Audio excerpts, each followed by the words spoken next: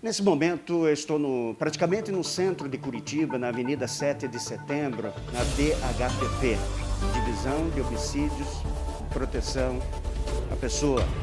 E estou ao lado da doutora Tatiana Guzella, aqui acompanhando também esta gravação está o doutor Moser, que é advogado, e o meu diretor de imagens, que é o Edmar Francisco.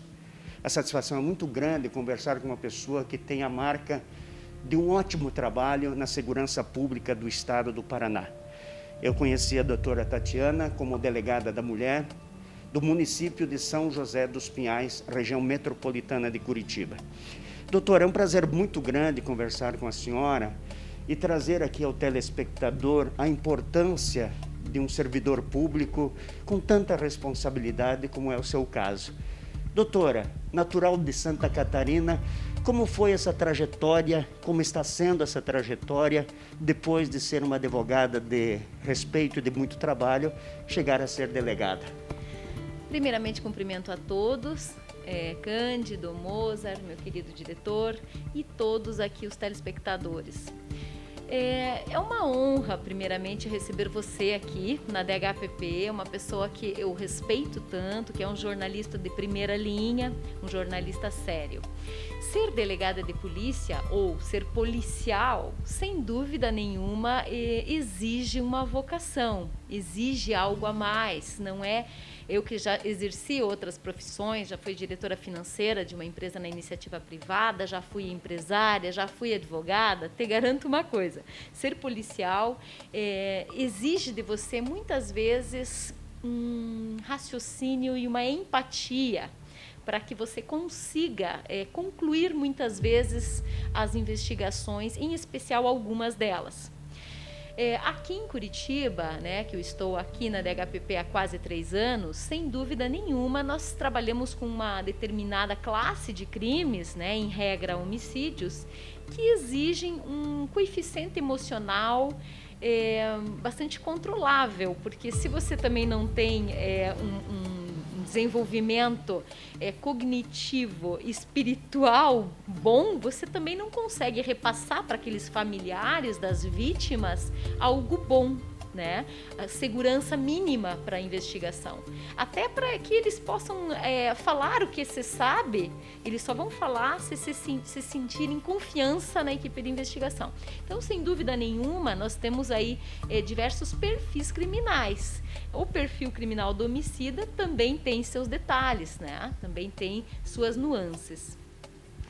Doutora Tatiana, e você que nos acompanha por este mundo afora, porque o nosso trabalho se estende pela internet, nós mostramos sempre, estamos acompanhando como telespectadores, como ouvintes também de milhares de rádio em todo o Brasil, de emissoras de rádio, esse lado romântico, esse lado de uma delegada de uma ótima aparência, muito querida, muito simpática e prestativa.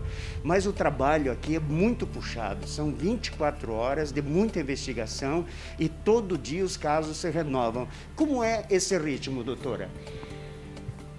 Como você bem disse, né? Os casos, os homicídios não param, os suicídios nós atendemos também, outras formas de morte aqui também culminam, né? Terminam, iniciam e terminam aqui na própria divisão. Então nós temos aí um ritmo de trabalho, no mínimo dedicado, né?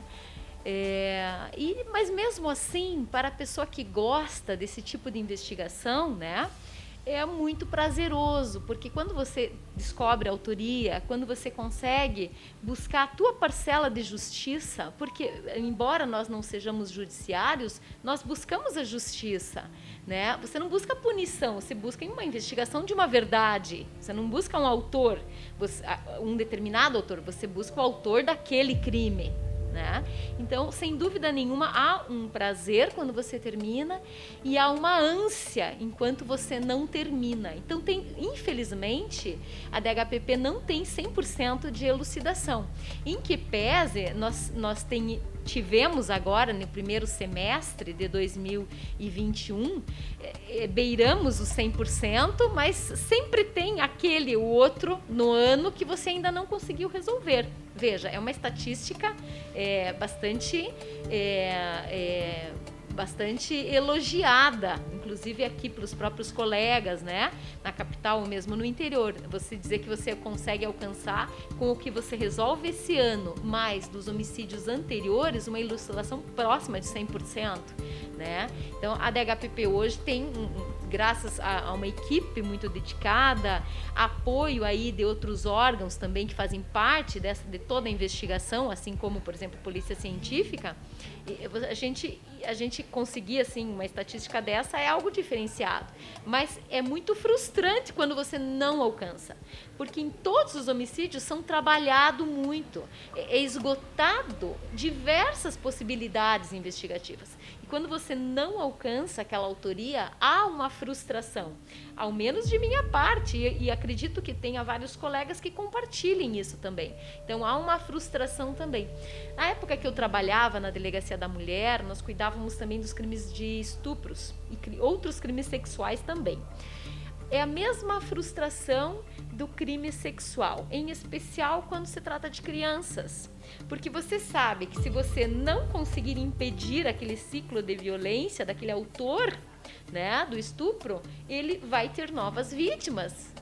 A tendência é que haja novas vítimas, né? Então você tem uma obrigação, você não tem só a tua obrigação laboral, normal, do contrato, do estatuto.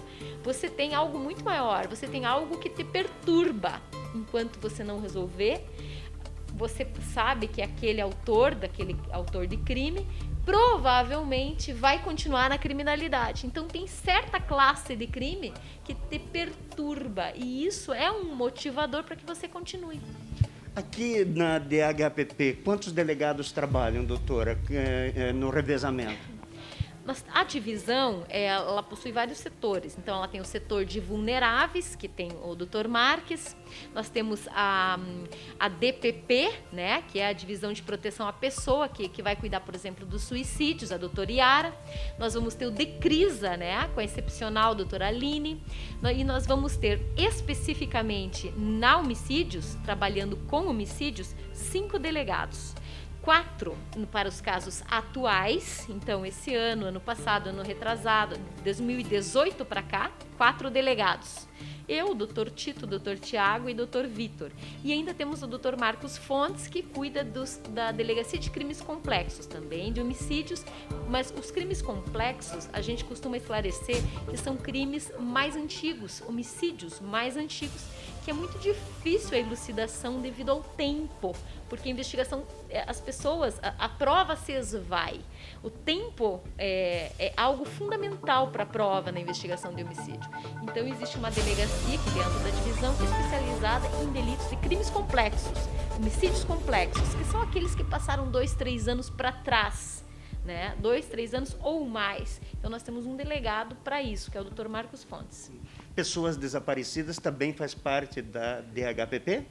Sim, pessoas desaparecidas faz parte da divisão, indo para o DECRISA, que é uma delegacia dentro da divisão. A divisão, ela possui 7 delegacias e um setor de vulneráveis dentro da divisão, né? 5 são de homicídios, um é saúde pública, outro é desaparecidos, suicídios, outras causas mortes que não sejam homicídio, e ainda o setor de vulneráveis vítimas de homicídio ou outras agressões. Quanto tempo como delegada da mulher em São José dos Pinhais, doutora? E ali eu fiquei 2 anos e 9 meses, Delegacia da Mulher e do Adolescente. Lá dentro, na verdade, da Delegacia da Mulher e do Adolescente em São José dos Pinhais, e ainda hoje é assim, eles têm 3 ramos de atuação. Por exemplo, tem o NUCRIA, né, dentro ali, que cuida das vítimas menores de idade, né, crianças e adolescentes, vítima. Aí tem Delegacia do Adolescente, ou seja, adolescentes infratores.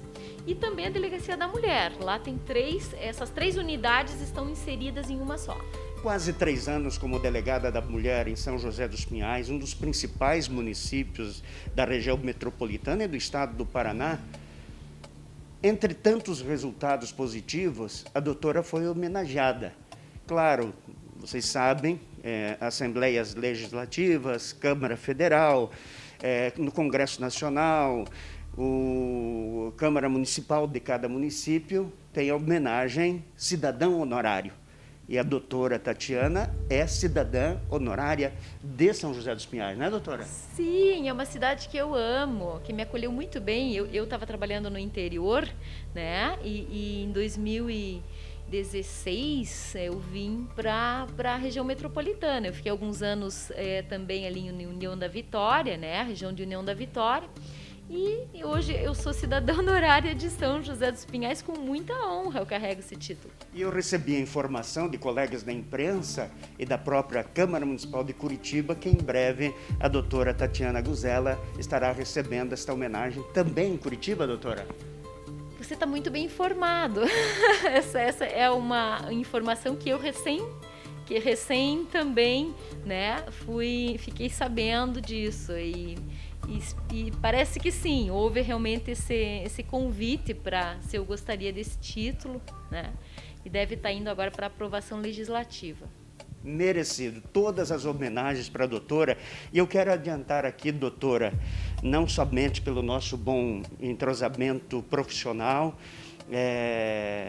no respeito que toda autoridade merece quando na atividade do seu trabalho e também quando não está em trabalho, e dizer que no final do ano, se a doutora não puder ir por estar de plantão ou algo parecido, não puder receber, eu vou trazer aqui o troféu do jornal Em Destaque Melhores do Ano de 2021. Vou ter o prazer de entregar para a senhora, viu, doutora? Também essa senhora eu não sabia. Não, né? e nem mereço isso. Merece. Não, acha alguém que mereça mais. Não é o caso. A gente tem que cuidar para não romantizar os crimes, né? A parte criminal. Não Mas o trabalho é muito grande. Sabe onde que despertou esse detalhe de ser homenageada por algum órgão de imprensa, assim como é pela Câmara Municipal de Curitiba, Câmara Municipal de São José dos Pinhais? Diante de tantos trabalhos de investigação da doutora Tatiana, recentemente ela trabalhou em cima de uma quadrilha, uma investigação em cima de uma quadrilha internacional. Doutora, foi divulgado o caso, o fato foi divulgado, mas, por favor, alguns detalhes sobre esse trabalho internacional que partiu da sua equipe, foi iniciativa da sua equipe aqui da DHPP. Então, essa foi uma investigação realmente bastante complexa, inclusive não só a complexidade de inteligência envolvida, mas também o jogo sujo da outra parte, né, dos investigados.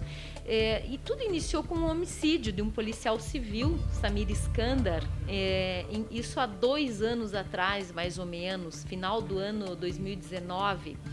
E puxando ali o fio de linha, quando eu digo inteligência, nós falamos de estudo dos próprios aparelhos celulares, né, outras informações que nos chegam aí advindo com o apoio do setor de inteligência aqui da própria divisão, nós descobrimos que havia por trás dessa morte o tráfico vindo da Colômbia e com destino à Europa, de muitos quilos de cocaína pura, assim, 300, 400 quilos. Inclusive, a quadrilha autora, eles estavam cotando um jato, um avião novo e também o mesmo modelo usado, um G45, um G550, perdão, que teria capacidade para atravessar o oceano com muita facilidade. Inclusive, o jato, na época, de maior autonomia de voo, né, para levar a cocaína para a Europa. E essa quadrilha, nós pedimos a prisão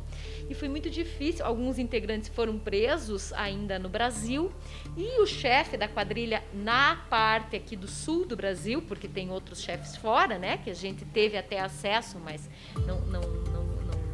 foi apenas encaminhado para os órgãos que têm essa capacidade investigativa, e um deles, inclusive, simulou a própria morte durante o início da pandemia. Veja bem, Cândido, o chefe da quadrilha com mandado de prisão expedido, esse que cotou o avião de 65 milhões, tá? Era a cotação na época, né, da investigação, 1 ano e meio atrás mais ou menos, ele simulou a própria morte por Covid no Paraguai.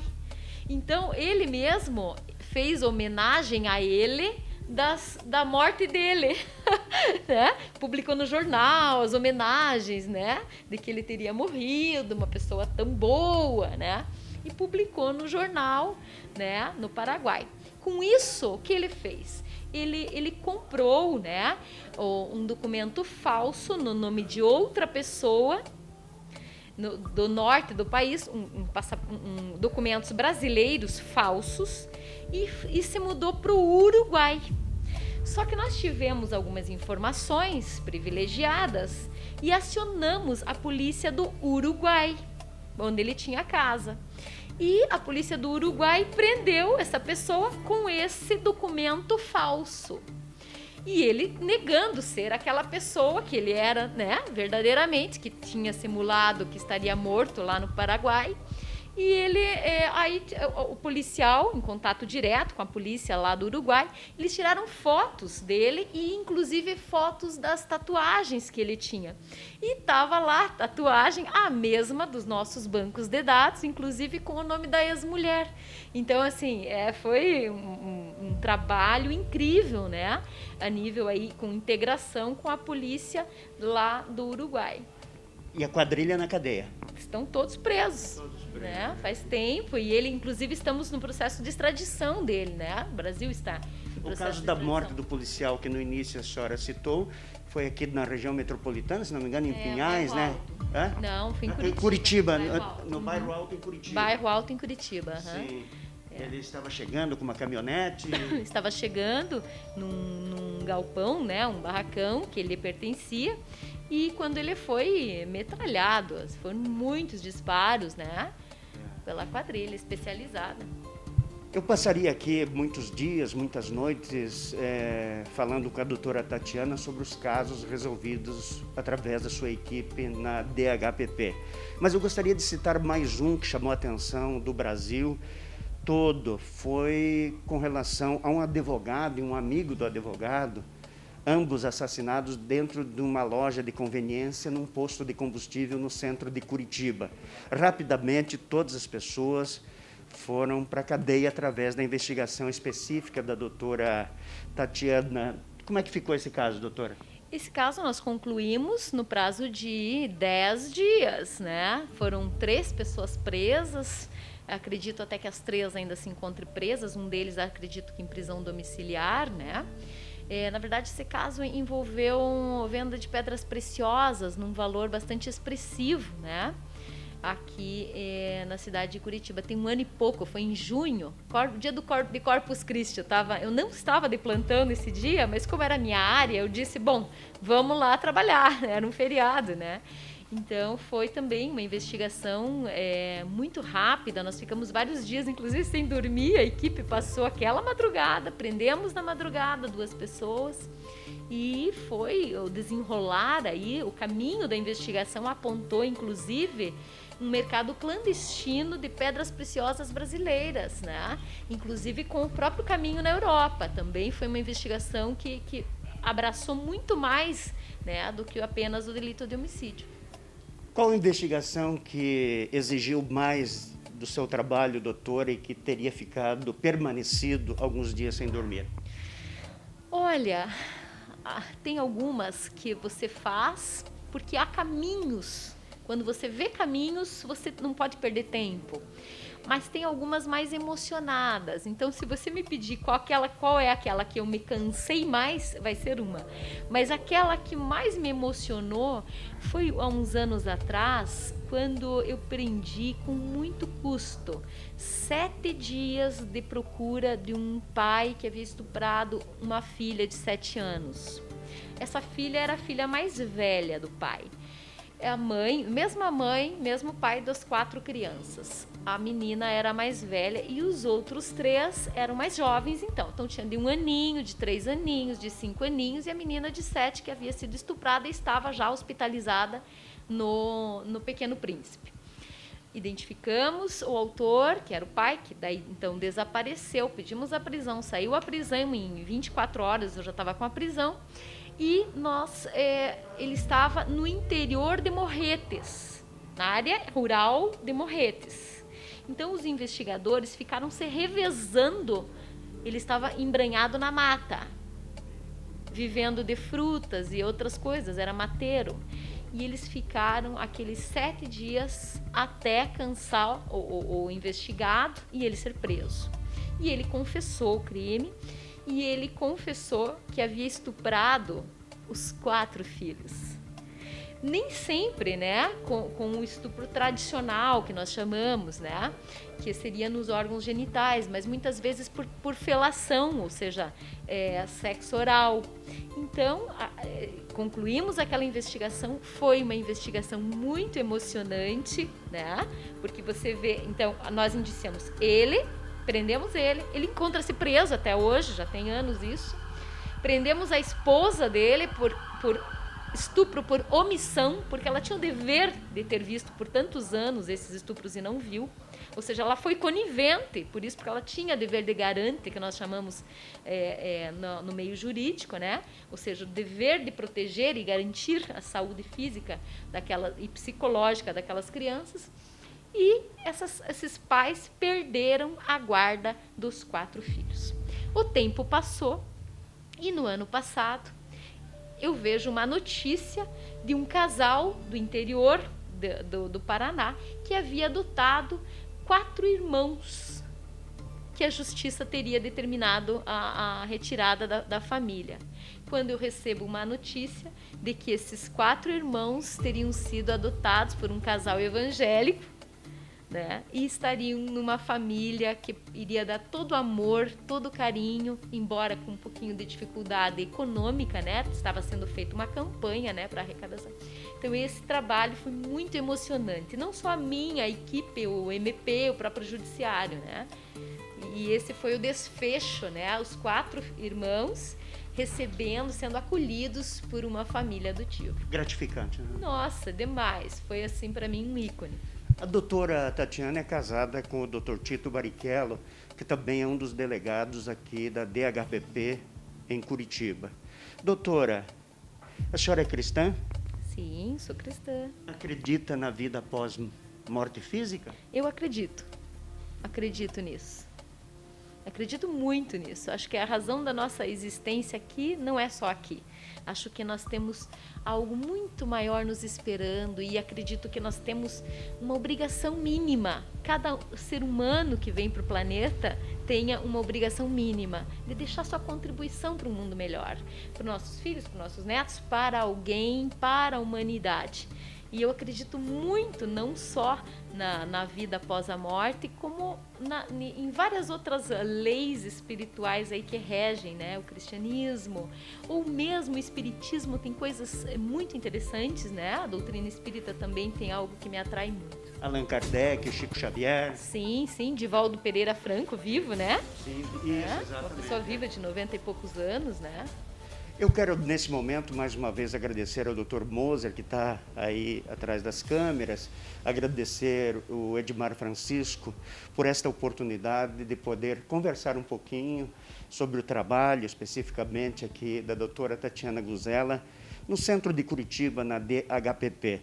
Doutora, é o momento do encerramento e, com certeza, um momento histórico que será guardado para sempre, não só nos arquivos da televisão, mas também no meu coração, na minha mente, poder conversar sempre com a senhora. Doutora, para fechar, há uma dúvida sempre nos homens. Era comum a gente, doutora, observar alguns homens fazendo elogios para uma mulher, para uma moça, com o objetivo de conquistá-la. Qual é esse limite, doutora? Quando é que caracteriza o assédio sexual, o assédio moral? De que forma o homem hoje pode conquistar sem medo de ser acusado de um assédio sexual? Então, essa pergunta é bastante interessante, mesmo porque hoje, de 2018 para cá, nós temos um novo crime, né? A importunação sexual. Então, nós temos que visualizar que antigamente você poderia, por exemplo, fazer o homem ou a mulher, qualquer um das identidades de gênero, poderiam praticar atos, por exemplo, dar aquela passada de mão na moça, né? Muito comum em estações de de transporte público, Sim. né? Famoso encoxamento, né? Então nós temos aí inúmeros relatos de mulheres, e até 2018 nós tínhamos um crime anão, ou seja, uma contravenção penal. Jamais a pessoa ficaria presa por esse tipo de atitude. E hoje não, nós temos o crime de importunação sexual com uma pena aí intermediária entre o estupro e a contravenção penal, que era de alguns dias de prisão, ou seja, a pessoa não ficava presa, pagava uma multa, né? Então nós temos aí uma nova visão. Você já não pode mais fazer coisas que no passado, há um passado curto, eram toleráveis, né? Toleráveis como sempre foram, como abordagens verbais de formas chulas. Você já não pode mais perturbar, sair do teu quadrado e adentrar no quadrado de outra pessoa, na esfera dos direitos de outra pessoa. E isso vale tanto para os atos físicos quanto para os verbais também, né?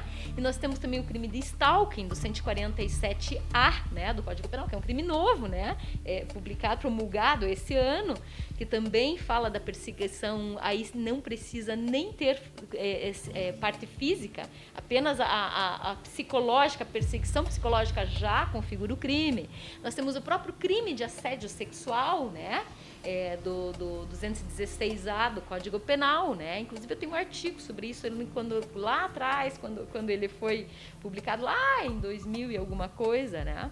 Então nós temos que entender o seguinte: a diferença entre o galanteio, a educação e aquele limite que é muito tênue de você abordar outra pessoa de forma vulgar. Você tem que evitar algo de forma vulgar, ou mesmo aquele galanteio que persiga o tempo todo a mulher, porque agora tem o crime de stalking, né? Que é a perseguição, 147A.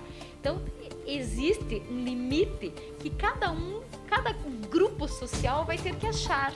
Uma coisa é você dizer: olha, você está muito bonita, não leve a mal, né? Só queria que você soubesse, né? Isso não é crime. Isso não é crime, desde que você não fique falando isso o tempo todo, mandando mensagem, pressionando isso, né? Você tem que sentir se ela não está se sentindo incomodada com isso. Mas acredito que o galanteio, como algo normal, como algo saudável, eu acredito que não vai configurar crime. Eu acho assim, ó, o que você gostaria que fizessem com a sua filha? Você gostaria que a sua filha fosse galanteada de que forma? Entendeu? Eu não tenho filha, eu só tenho filhos. Mas eu sempre falo para os meus filhos: faça de conta que você é o pai dessa mulher. Como você gostaria que ela fosse elogiada? De uma forma saudável? De uma forma como eu disse: nossa, Cândido, como teus olhos são bonitos. Cara, meu amigo, você é muito bonito. Isso não tem problema nenhum. Você compreende? Não há um contexto sexual envolvido. E mais do que também você levar um fora e levar um corte, né? Falando aqui para homens e mulheres, tem que respeitar a decisão da outra pessoa, independente se é homem ou se é mulher, né? E tem muitas mulheres que cometem o stalking, a perseguição, né? Tem muitas mulheres, inclusive, né, que ficam perseguindo. Então, não pode mais, agora é crime, né? Doutora, justamente, até para ilustrar esse momento, essa explicação da doutora Tatiana, recentemente no café da Rua 15 de Novembro, o mais famoso café, existe desde 1958 esse café, que é o Café Avenida, uma moça entrou, usou o banheiro, usou o álcool em gel, e ao sair, um cidadão, assim, de bem, um cidadão, naquele momento que ela saiu, ele disse assim: doutora, você não é uma princesa, você é uma boneca.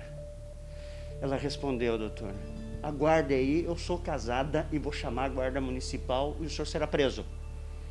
E chamou a guarda municipal. No decorrer da conversa, ela foi perguntada pelo guarda municipal se gostaria de representar contra o cidadão. Ela disse: não, deixa para lá e tal. Nesse caso, ela poderia ter representado, doutor? Olha, se foi só isso, friamente, né? Se não teve um contexto sexual envolvido nessa abordagem, eu não visualizo como algo assim que teria sequer que fosse protegido pelo direito penal. Porque, veja, quando você fala em direito penal, puxa, você está falando na privação de liberdade de alguém. Será que esse bem jurídico, né, você chama alguém de boneca? É que, normalmente, as pessoas dizem assim, boneca, né, com um contexto sexual envolvido. E esse que é o grande problema hoje, porque nós temos um problema. Como é que o direito penal vai colocar todo mundo na cadeia? Primeiro, que não tem lugar para colocar todo mundo na cadeia. Segundo, que nós vivemos um momento, né, uma crise a nível mundial do sistema penitenciário, que não vai haver ressocialização. Então, muitas vezes, aqueles delitos de pequena monta, de pequena importância para o bem jurídico, vão se misturar com criminosos muito perigosos. A pessoa não vai ser melhor do sistema carcerário. Então, eu sou a favor da última ratio. Eu acho que o direito penal só deve ser chamado a agir quando realmente outras formas, né, no direito, multa, o próprio acordo entre as partes, como houve ali, olha, ela queria só uma reparação, não se sentiu ofendida, mas não representou, né? Agora, eu não visualizo isso como esse fato específico como uma problemática, se for só assim, porque eu não posso também falar, porque não acompanhei o caso, sim, né? Então, no encerramento, mais uma vez, o meu respeito, o meu carinho e o desejo de muita saúde e felicidades à família, aos familiares da doutora Tatiana, de uma forma muito especial aos seus filhos, aos filhos dela e também ao doutor Tito Barichella, que é o esposo da doutora Tatiana, que tem um trabalho reconhecido não somente pela população, mas também por todo o governo do Estado, todos os setores do governo do Estado. Exemplo da doutora aqui, do doutor Tito. Um carinho muito especial, viu, doutor Tito? Sempre muita saúde, respeito e carinho de todos nós aqui da equipe. Doutora, agora para encerrar, eu quero deixar que a senhora acrescente algo mais que talvez eu não tenha conversado aqui com a senhora. Não, você abordou temas bem capciosos, eu diria até, né? Inclusive pedindo minha opinião, né? Coisa que eu quase nunca dou. Eu acho assim, que nós na vida, como eu já disse, né, devemos contribuir para algo melhor. Esse negócio que você fala, que é uma autoridade, muitos de nós temos o problema da vaidade. A vaidade é um problema da humanidade. Tá? Então, a partir do momento que você visualiza o outro, de preferência, no mesmo nível que ele, não se coloque superior. Se você acha que alguém não tem o mesmo conhecimento que você, ou não tem a mesma oportunidade que você teve, você não pode desdenhar essa pessoa. Trate todos iguais, não importa se é preso, se é investigado, se é vítima, todos merecem ser bem tratados. Para isso que existe a pena e o Poder Judiciário estão aí para fazer a justiça. Não é o policial que tem que fazer a justiça com as próprias mãos, porque nós temos que cuidar muito isso. As pessoas acham assim, a delegada é muito perversa, é muito má, ela prende. Não, eu não sou má, eu trato todo mundo bem. Eu só exerço o meu papel, sem abuso nenhum. Então, assim, isso que é uma coisa importante, é você tratar bem a todos. Não importa se são investigados, se são criminosos, você trate bem. Porque se você tratar bem, eles nunca vão ter motivo para se vingar de você. Eles sabem, todos sabem, o seu papel dentro dos círculos da vida. A partir do momento que você trata bem uma pessoa, não vai haver nunca a represália, não por vingança ao menos, né? A não ser que seja uma pessoa, né, com problemas psiquiátricos mesmo. Doutora Tatiana, muito obrigado. Muito obrigado por esse momento importante para o jornalismo no estado do Paraná. Não somente para o Cândido de Oliveira, mas para o público que confia em nosso trabalho. E aqui sim, eu dizia o Dr. Moser, dizia o Edmar sempre, temos que trabalhar com a confiança da população e credibilidade. Obrigado sempre, tá, doutora? Um abraço, meu querido. Fica com Deus. De Curitiba, Delegacia de Homicídios, DHPP, Divisão de Homicídios e Proteção à Pessoa. Repórter Cândido de Oliveira.